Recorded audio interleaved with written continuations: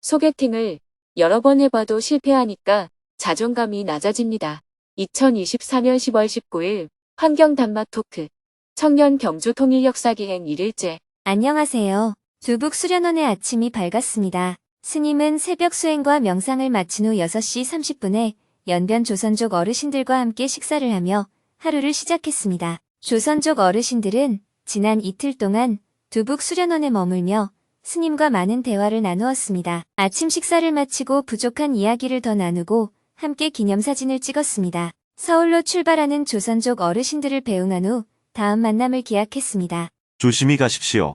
내년에 연변을 가면 다시 찾아뵙겠습니다.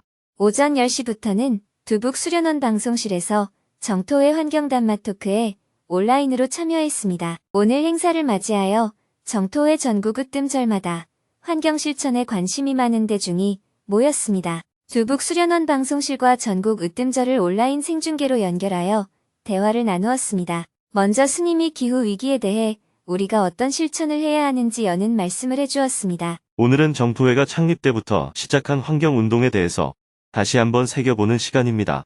정토회는 창립이 되고 1차 만일 결사를 시작할 때 크게 4가지를 과제로 삼았습니다. 첫째, 지구 차원에서는 기후위기를 대비하여 환경오염을 막아야 한다는 것입니다. 둘째, 인류 차원에서는 빈곤을 퇴치해야 한다는 것입니다. 셋째, 한반도에서는 전쟁 위기를 막고 평화와 통일을 이룩해야 한다는 것입니다. 넷째, 개인은 수행을 통해 행복한 삶을 살 수 있어야 한다는 것입니다. 이렇게 환경 문제는 정토회의 창립 정신에 담겨 있습니다. 환경 위기를 극복하기 위해 우리가 해야 할 일은 첫째, 나부터 환경을 살리는 실천을 하는 것입니다. 둘째, 나만 한다고 되는 것이 아니라 같이 할 수 있도록 영역을 넓혀야 됩니다. 셋째, 같이 하는 영역을 넓힐 뿐만 아니라 지방자치단체, 기업, 국가가 제도적으로 환경을 살릴 수 있도록 견인해야 됩니다. 넷째, 우리나라만 잘한다고 되는 것이 아니라 국제관계를 통해서 전 세계 인류가 환경 실천을 함께 해나가도록 해야 됩니다. 그러면서 동시에 피해가 일어나는 곳에서는 피해 복구 활동을 함께 해나갈 수밖에 없습니다. 이런 관점에서 환경 실천의 순서를 밟아 나가야 합니다. 이어서 전국 으뜸절에서 참가자들이 질문하고 두북 수련원 방송실에서 스님이 대답했습니다. 1시간 동안 환경 실천에 대한 다양한 질문들이 이어졌습니다. 배달 음식을 시켜 먹으면 쓰레기가 많이 나와서 고민입니다. 코로나 이후 배달 문화가 발달해서 집에서 배달 음식을 시켜 먹으면 플라스틱이 많이 나옵니다. 특히 아파트에서는 플라스틱을 버릴 때 폐기물 값을 내지 않아서 배달 음식을 더 많이 선호하는 것 같습니다. 나 하나라도 그러지 말아야지 하면서도 동시에 나만 이런다고 되겠나 하는 마음이 듭니다. 어떤 관점을 갖고 환경 실천을 해야 할까요? 환경 문제 해결이 질문자 혼자 노력한다고 해결되는 것은 아니에요. 그건 맞아요. 그런데 이 지구상에 있는 모든 사람이 그렇게 생각을 한다면 결국 아무것도 해결이 안 됩니다. 그러나 다른 사람이 안 하더라도 나 혼자라도 한번 해보자 이런 마음을 갖고 하나라도 행동하면 만분의 1, 억만분의 1이라도 도움이 될 수가 있습니다. 이렇게 한 명 한 명 자꾸 참여하다 보면 인구의 1%가 참여하게 되고 그 결과가 계속 축적이 되면 인구의 10%가 참여하게 되면서 변화가 일어날 수 있습니다. 물론 나 혼자 어떤 실천을 한다고 변화가 당장 일어나는 것은 아닙니다. 그러나 우리가 조금이라도 소비를 줄일 때 환경 위기를 극복할 수 있습니다. 이 위기를 그냥 받아들이고 공멸하는 길도 있습니다. 흥청망청 소비하고 기후변화로 홍수가 일어나 집이 떠내려가면 같이 죽으면 되지 이런 생각으로 인생을 사는 거죠. 그게 싫다면 둑이라도 미리 쌓아서 막아보고 그래도 안 되면 산으로 도망가서 살겠다는 행동이라도 해보든지 해야 합니다. 이 2가지 길 외에 다른 길이 없지 않느냐는 겁니다. 그럴 때 나부터라도 소비 멈춤, 소비 줄이기를 해보는 것 이외에는 다른 방법이 없다는 거예요. 이것보다 더 좋은 방법이 있으면 그것을 하면 되는데 현재는 이 방법밖에 없습니다. 물론 대통령과 국회가 법을 만들어서 정부가 제도적으로 마련하면 훨씬 효과적이고 좋지요. 하지만 정부를 움직일 수 있는 능력이 없잖아요.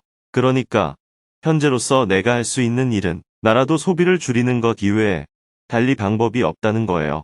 그래서 정토에는 남이 하든지 말든지 너무 따지지 말고 나부터 우리부터 해보자는 운동을 하고 있는 겁니다. 여기서 멈추지 말고 주변에 알려서 확대하고 광범위하게 확대된 사람들에 의해서 선거에도 영향을 끼치게 되면 제도적 변화까지 우리가 만들어낼 수 있습니다. 환경 위기를 막기 위해서는 이런 순서로 활동을 해나갈 수밖에 없습니다. 우리가 버린 쓰레기 중에 가장 심각한 위험 요인은 미세 플라스틱입니다. 플라스틱이 부서지면 눈에 안 보이는 미세 플라스틱으로 바뀌는데 그걸 물고기가 먹어서 다시 우리의 몸으로 돌아와 축적이 되면 건강을 심각하게 해치게 됩니다. 안 부서진 것은 바다로 떠내려가는데 그렇게 떠내려간 것이 북태평양 바다에 한반도 크기의 10배 정도 되는 쓰레기 섬을 구성하고 있다고 합니다.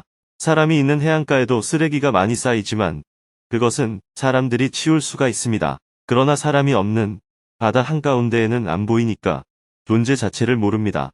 그러나 쓰레기는 지구의 어디에 가서라도 쌓일 수밖에 없습니다. 안 부서지는 것은 어디에 가서라도 쌓이고 부서진 것은 땅 속에 그리고 물 속에 다 스며들어 있습니다. 그래서 시간이 흐르면 점점 축적이 되어서 그 부작용이 우리에게 다시 돌아오게 됩니다. 감사합니다. 잘 알았습니다.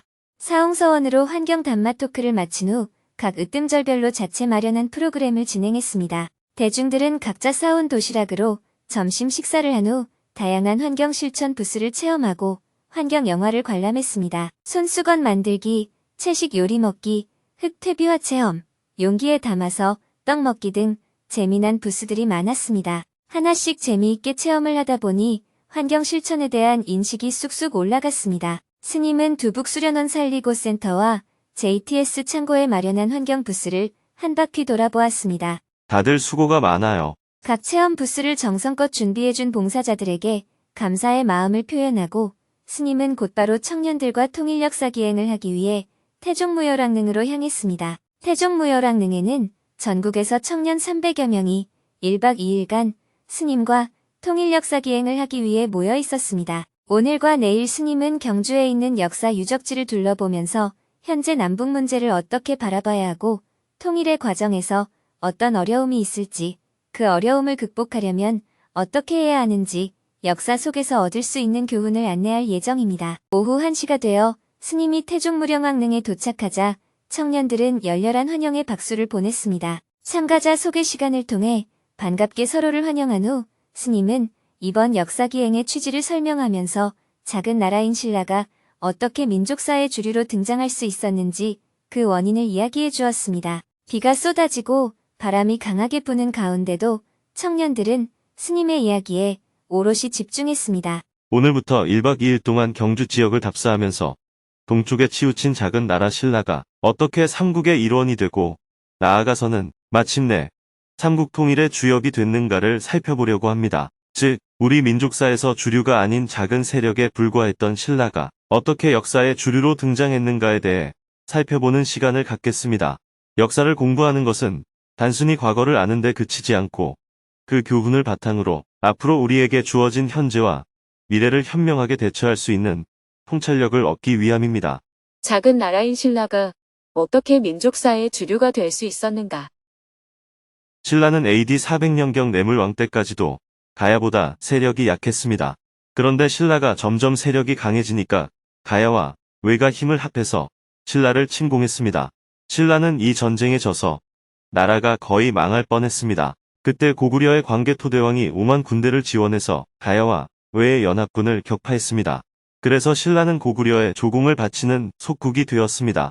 그 후 가야의 국력은 점차 약해지기 시작했습니다. 반면에 신라는 전쟁의 승리를 기반으로 점점 국력이 커져 나갔습니다. 100년 후에 버풍왕에 이르자 가야와 신라는 충돌이 더 많아졌습니다. 신라에서는 가야를 침공해서 없애버리자 하는 기류가 나타나기 시작했고 가야에서는 우리가 원래 더 강한 나라였는데 끝까지 저항하자 하고 맞섰습니다. 그러나 신라의 젊은이들은 생각이 달랐습니다. 그들은 나라의 세력이 커진 지금 가야와 싸우며 국력을 낭비하기보다는 고구려나 백제와 경쟁하는 것이 더 중요하다고 주장했습니다. 가야의 일부 젊은이들 또한 나라가 기울어진 지금 신라와 싸워봤자 지는데 굳이 끝까지 싸워서 전멸할 필요가 있느냐. 적절하게 협상해 신라가 우리의 요구 조건을 받아들이면 신라와 합병하는 것이 낫다 하고 주장했습니다. 신라와 가야 양쪽 다 강경 세력과 옹건 세력이 있었습니다. 역사를 돌아보면 옹건 세력의 주장이 더 나은 것처럼 보이지만 현실에서는 항상 강경 세력이 더 큰 목소리를 내는 경우가 많습니다. 오늘날 남북 간 갈등에서도 비슷한 모습을 볼 수 있습니다. 까짓것 확 밀어버리자 하는 목소리가 클까요? 잘 달래서 포용하자 하는 목소리가 클까요? 확 밀어버리자는 목소리가 항상 큽니다. 이렇듯 현실에서는 갈등 상황이 있을 때 대부분 강경 세력이 주도권을 잡게 됩니다. 이런 상황에서 가야가 내건 협상 조건 중 하나는 불교의 공인이었습니다. 가야는 나라가 생길 때부터 불교 국가였지만 신라는 당시 삼국 중에 불교를 금지한 유일한 나라였습니다. 신라는 당시 동쪽으로 치우친 지리적 특성 때문에 중국이나 외부의 문물을 받아들이지 못한 상태였습니다. 오늘날 남북이 북한의 공산주의와 남한의 반공 정책으로 대립하는 것처럼 신라와 가야의 상황도 비슷했습니다. 불교를 국가적으로 공인해달라는 가야의 요구에 신라의 젊은 세력은 찬성했으나 신라의 보수 세력은 100년 이상 불교를 금지해왔으므로 절대로 공인할 수 없다며 강력하게 반대했습니다. 가야의 또 다른 요구사항은 가야 왕족과 귀족의 신분 보장이었습니다. 오늘날로 말하자면 북한이 남한과 통일이 되더라도 북한의 도지사, 군장성, 의사, 교사 등의 신분과 자격을 그대로 인정해달라는 요구와 같습니다.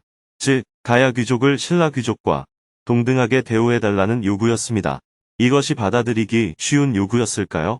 만약 오늘날 북한이 평화통일의 조건으로 남한의 국가보안법과 반공법을 모두 폐지하고 북한의 모든 신분을 그대로 인정해달라고 요구한다면 남한에서 이를 받아들이기가 쉬울까요? 현재 상황에서 북한이 그러한 요구 조건으로 통일을 할 가능성도 낮지만 남한에서도 그 요구를 받아들이기 어려울 것입니다.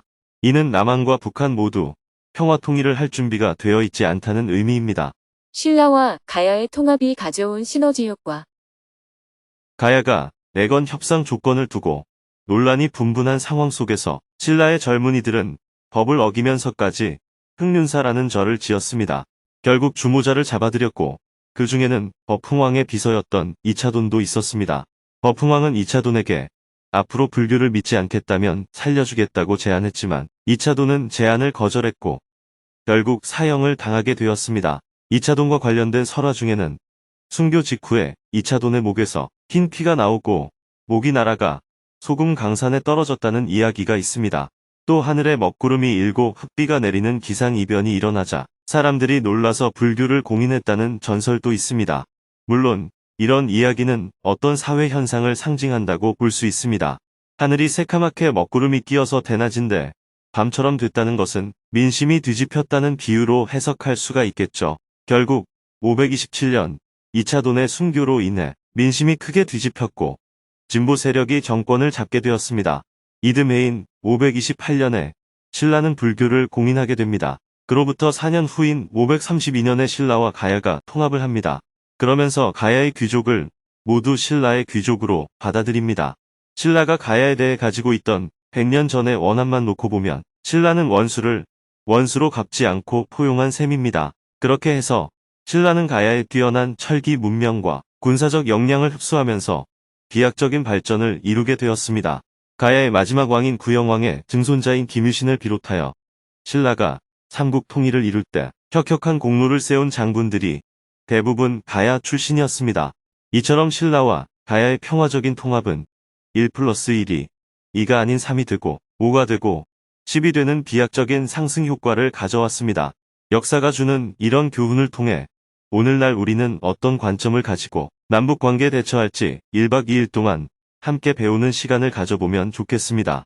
태종무열왕릉을 향해 삼배를 한 후 왕릉 뒤로 펼쳐진 서학동 고분군을 한 바퀴 돌아보았습니다. 다 함께 기념사진을 찍고 김유신 장군묘로 향했습니다. 청년, 파이팅! 통일로 가자. 원래는 도보로 이동하려고 했는데 비가 많이 내려서 버스를 타고 이동했습니다. 김유신 장군묘에 청년들이 모두 도착하자 우산을 쓰고 선 채로 스님이 설명을 이어갔습니다. 이곳은 김유신 장군묘입니다. 김유신 장군은 가야의 왕손입니다.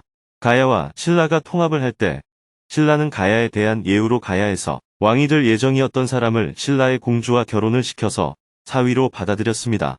그리고 신라의 수도인 설화벌을 제1수도로 하고 가야의 수도인 김해를 제2수도로 했습니다. 만약 남북이 통일이 되다면 서울을 제1수도로 하고 평양을 제2수도로 한 것과 같습니다. 신라는 이렇게 가야와 통합 정책을 펼쳤습니다. 김유신 장군은 가야의 마지막 왕인 구영왕의 증손자입니다. 즉, 김유신의 어머니는 신라의 공주였습니다. 어머니는 대부분 자식을 출세시키려고 하잖아요. 그러나 김유신이 가야 출신이다 보니까 신라에서 조금만 잘못하면 흠이 잡히기가 쉬웠습니다. 그러다 보니 어머니가 자식이 혹시 잘못될까 싶어서 굉장히 엄격하게 자식을 키운 것 같아요. 그 결과 김유신은 가야 출신이고 신하의 신분이었지만 후대의 왕의 칭호를 받을 만큼 신라에서 존경을 받았습니다. 김유신의 젊은 시절의 얘기를 읽어보면 어머니가 보기에는 훌륭한 아들이었지만 연인이 볼 때는 썩 훌륭한 남자라고 볼 수는 없었던 것 같아요. 스님은 김유신의 젊은 시절 이야기를 재미있게 해주었습니다. 태종 무열왕과 그의 아들인 문무대왕, 그리고 김유신 장군, 이렇게 세 사람을 신라 삼국통일의 영웅이라고 합니다. 스님은 세 사람의 이야기를 축으로 해서 어떻게 신라가 비약적으로 성장하게 되었는지 이야기를 펼쳐나갔습니다. 설명을 듣고 김유신 장군 묘를 내려와 계단에 서서 사진을 찍었습니다. 넓은 계단이 청년들로 꽉 찼습니다. 김유신 장군 묘를 나와 신라인들이 신성하게 여겼다고 하는 낭산에 도착했습니다. 사천왕사지, 선덕여왕릉, 문무왕의 화장터에 세운 능지탑을 차례로 둘러보았습니다. 사천왕사가 있던 터는 지금은 공터이지만 절과 탑을 세웠던 흔적들은 복원되어 있었습니다. 스님을 따라 12명의 육가승이 문두루 비법을 행했던 터를 둘러본 후 산길을 걸어 선덕여왕릉으로 향했습니다. 청년들이 선덕여왕릉 옆으로 모여 앉아 스님이 설명을 이어갔습니다. 우리가 도착한 이곳은 선덕여왕릉입니다. 선덕여왕은 신라 제27대 왕입니다. 우리나라에서 여자로서 처음으로 왕이 된 분입니다. 선덕여왕은 본인 당대의 통일을 해서 역사에 빛나는 영웅이 되지는 못했지만 당나라와의 외교를 이용해 통일의 기반을 구축하고 인재를 양성한 분입니다.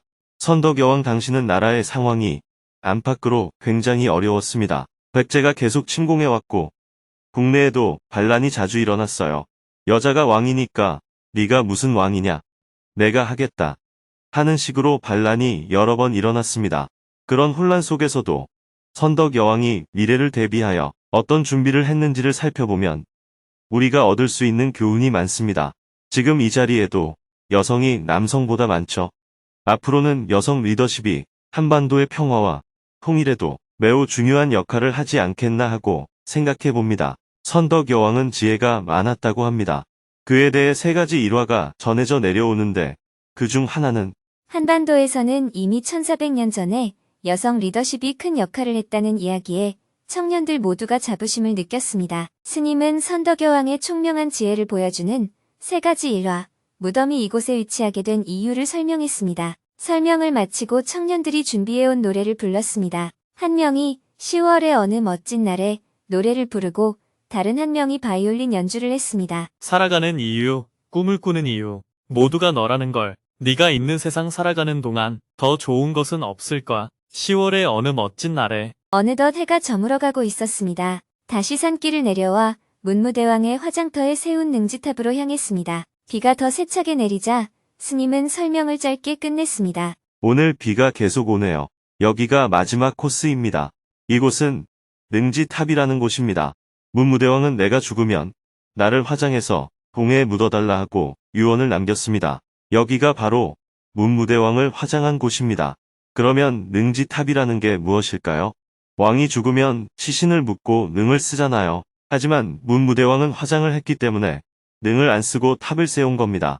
그러면 여기에 유골을 묻었을까요? 그건 아니에요. 유골은 동해에 가면 대왕암이 있는데 거기에 묻었습니다. 이 자리는 능 대신 탑을 세운 겁니다. 그래서 능지탑이라고 합니다.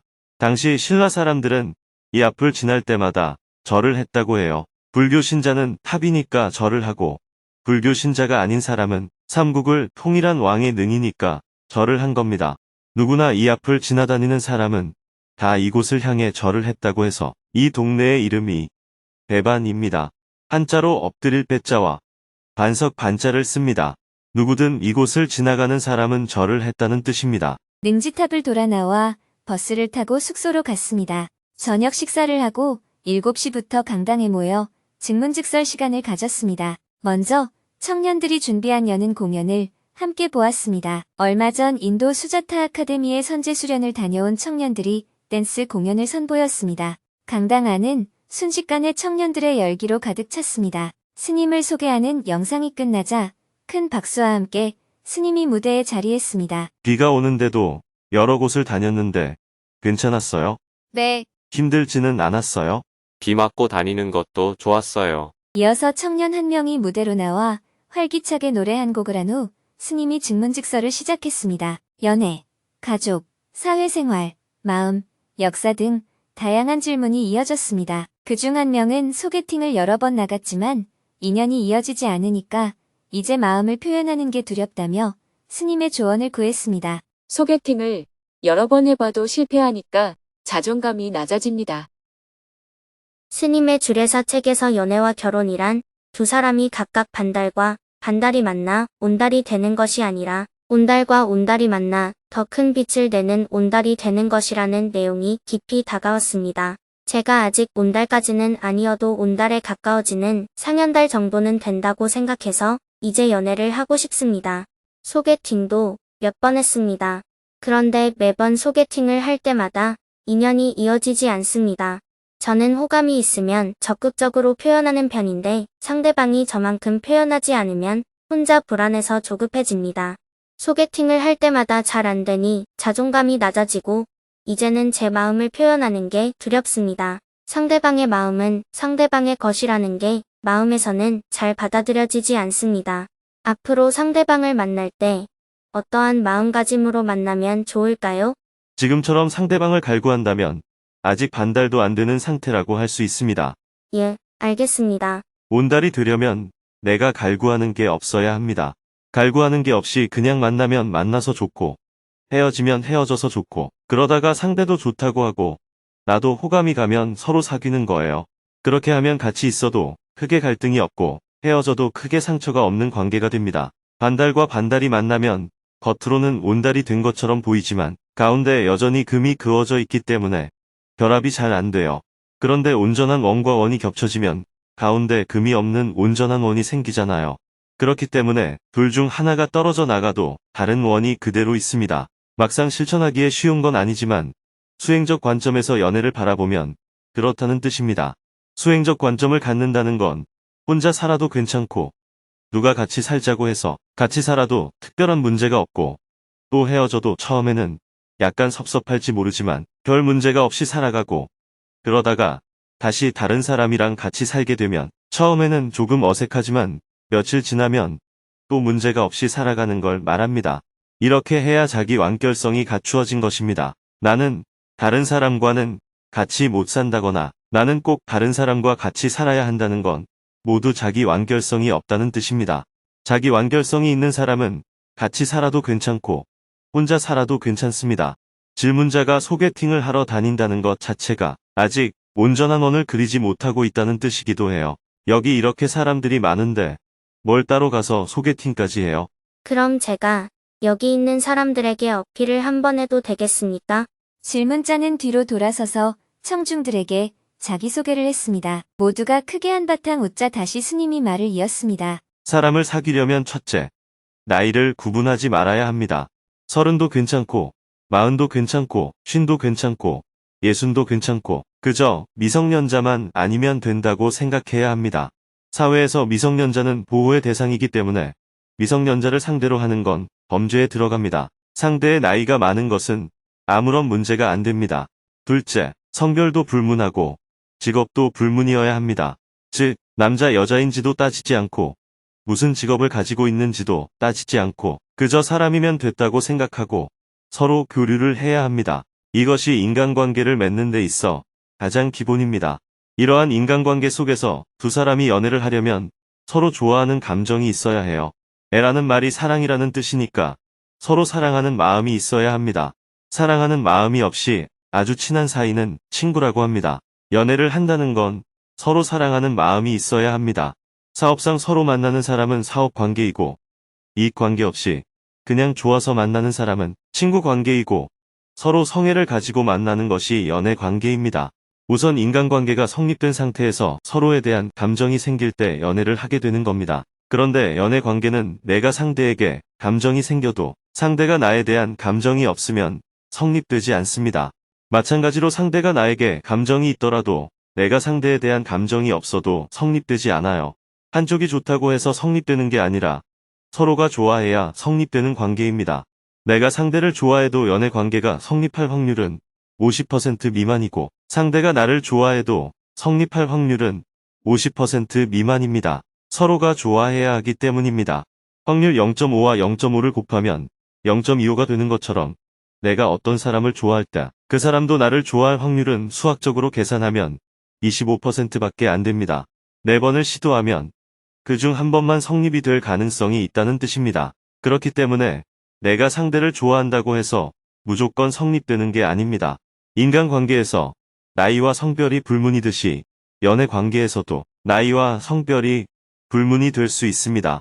연애는 아직 특별한 가족 관계를 맺는 것이 아니기 때문입니다. 그래서 연애는 국경을 초월할 수도 있고, 연령을 초월할 수도 있고, 신분을 초월할 수도 있습니다.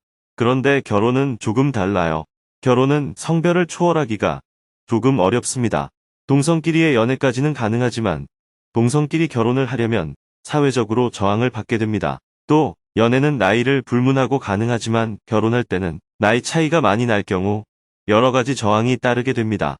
연애는 국적을 불문하고 가능하지만 국적을 뛰어넘는 결혼은 가족 간에 여러 가지 저항이 따르게 됩니다. 연애는 신분을 초월해서도 가능하지만 신분을 초월한 결혼은 많은 저항이 따르게 됩니다. 인도의 경우에는 신분을 초월한 연애로 인해 목숨을 잃을 때도 있습니다. 특히 신분 계급이 높은 여자가 신분이 낮은 남자와 대학을 다니면서 연애를 하거나 결혼을 하면 여자의 오빠들이 남자를 죽일 때도 있습니다. 이것을 명예살인이라고 하는데 아직도 인도에서는 이러한 명예살인이 매년 수천 건 이상 일어난다고 합니다.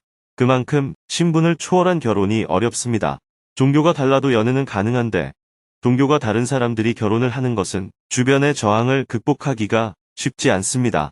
연애는 상대방과 나만 좋으면 되는데 결혼을 하게 되면 남자의 어머니가 곧 여자의 어머니가 되고 여자의 어머니가 곧 남자의 어머니가 되기 때문에 나이, 성별, 종교 등의 차이가 있을 때는 가족 내에서 반대가 따를 수 있습니다. 그럴 때는 가족 안에서의 동의나 합의가 필요합니다. 합의가 이루어지지 않고 갈등이 생길 때는 당사자가 가족 안에서 합의가 되는 결혼을 할 것인지, 두 사람의 결혼을 위해서 가족 관계가 단절되는 경우도 감내할 것인지를 두고 선택을 해야 합니다. 그런데 대부분은 결혼도 하고 싶고 가족 관계도 유지하고 싶어 합니다. 여기서 번뇌가 많이 생기게 되죠.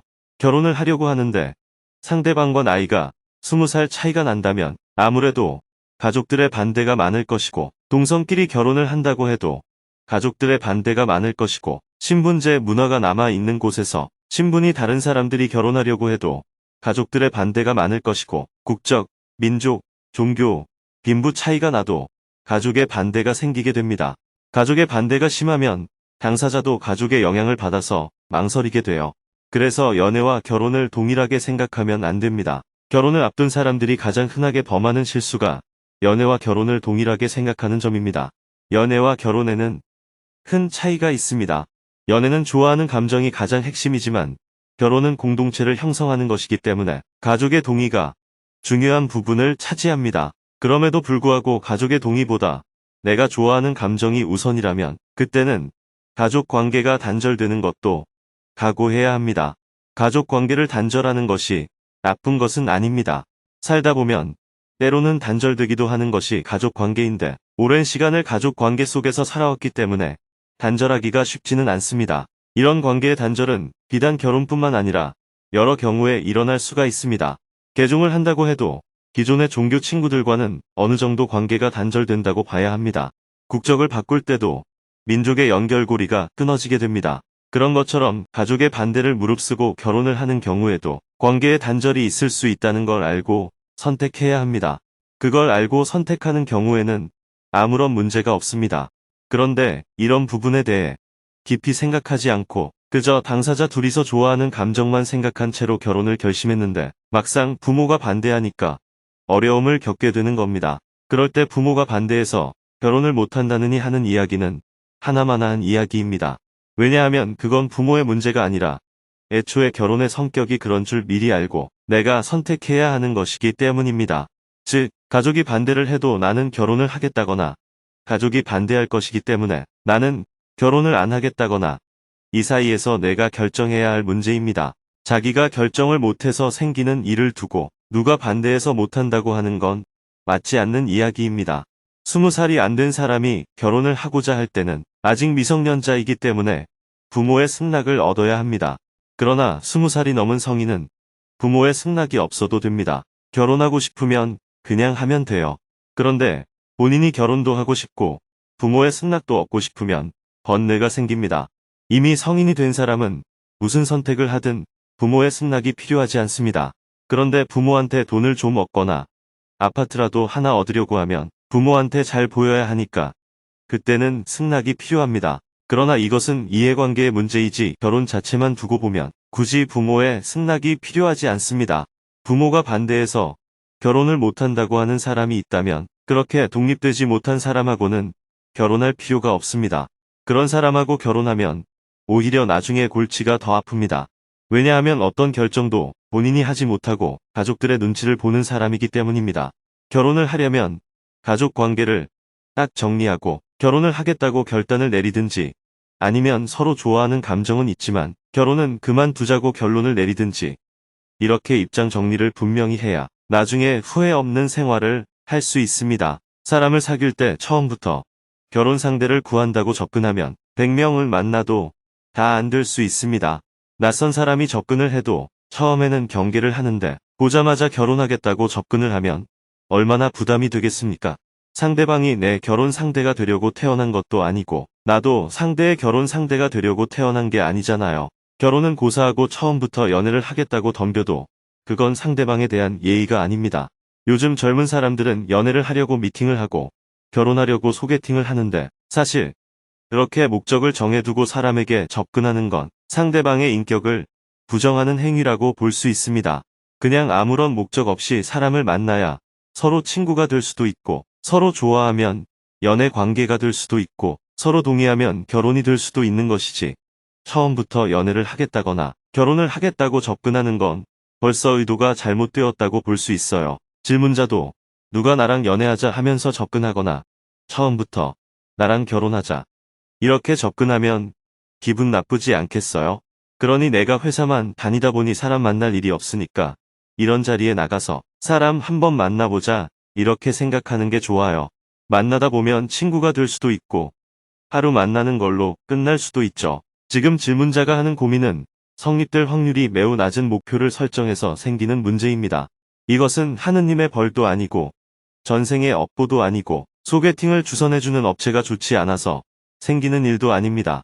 처음부터 매우 낮은 확률을 가지고 접근하기 때문에 발생하는 일이에요. 주변에 보면 가끔 단 한 번의 소개팅으로 결혼에 성공하는 사람들도 있죠. 그런데 그럴 확률이 얼마나 되는지 한번 계산해 보세요. 매우 낮습니다. 소개팅을 하는 사람들이 많으니까 가끔 그런 일이 생기는 것이지 성사가 될 확률은 매우 낮아요. 그러니 소개팅이 성공하지 않는다고 해서 특별히 나쁜 것도 아니고 아무 문제가 없습니다. 지금 질문자는 당첨될 확률이 매우 낮은 복권을 사놓고는 스님 저는 10번이나 복권을 샀는데 왜 한 번도 당첨이 안 되나요? 이렇게 묻는 것과 같아요. 처음부터 확률이 매우 낮은 일에 도전을 하기 때문에 생기는 일이에요. 예, 감사합니다. 갈수록 이런 고민을 하는 청년들이 많아지는 것 같네요. 요즘 같이 좋은 시절에 왜 사람을 의도를 갖고 만나려고 해요? 어떤 사람이 나한테 어떤 의도를 갖고 접근한다면 기분 나쁘지 않겠어요? 내가 가지고 있는 돈을 보고 접근을 한다거나 성적인 관계를 위해 접근을 한다거나 연애하자고 접근을 한다거나 결혼하자고 접근을 하는 건 바람직하지 않습니다. 그냥 사람 대 사람으로 만나다 보면 자연스럽게 관계 설정이 되는 것이지 모르는 사람끼리 어떤 목표를 설정해서 접근하는 건 가게에 있는 물건을 사는 것과 똑같습니다. 저는 인간관계를 맺을 때 이렇게 접근하는 것 자체가 바람직하지 않다고 생각해요. 그러니 앞으로 소개팅에 나가더라도 너무 목표를 내세우지 말고 그냥 사람 만날 기회도 없고 심심하니까 한번 만나본다. 이렇게 가볍게 생각하는 게 좋습니다. 또 사람을 만나기에는 오늘과 같은 자리가 좋잖아요. 직문직서를 시작한 지 어느덧 2시간이 지났습니다. 마지막 질문자는 한반도의 평화와 통일을 위해 청년들에게 해주고 싶은 이야기가 있는지 질문했습니다. 스님은 청년들이 통일을 이루어낸 세대가 되길 당부했습니다. 통일은 여러분에게 새로운 희망이 될 것입니다. 일제강점기 시대에는 많은 고통을 겪었지만 그 시대 청년들은 동시에 독립운동을 했다는 자긍심을 가지고 있습니다. 그 다음 세대는 전쟁을 겪고 고생했지만 조국을 건설했다는 자긍심을 가지고 있습니다. 그 다음 세대는 민주화에 대한 자긍심이 있습니다. 비록 감옥에 가기도 하고 그 과정에서 죽은 사람도 있지만 우리는 민주화 세대라는 자부심을 가지고 있습니다.